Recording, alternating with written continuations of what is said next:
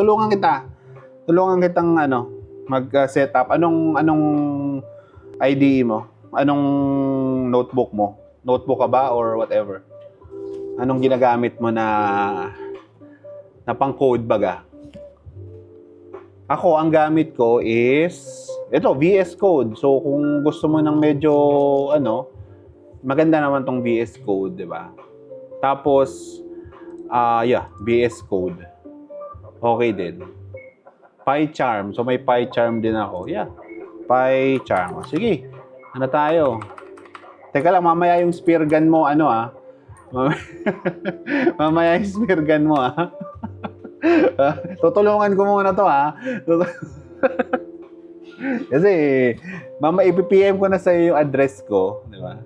Pakita mo na ng spear gun, di ba? Alam mo yun? Ito, tingnan mo to.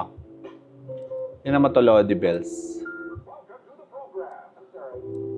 Ayan, Itong interpreter mo dito, so naka-no algo ev ako, di ba? So, make sure that you are using the same Python interpreter and same environment dito sa interpreter mo, di ba? So, kasi, parang ang nangyayari kasi doon is nag-i-install ka dyan ka na, yan yung iniimbakan mo ng packages like Pandas, di ba?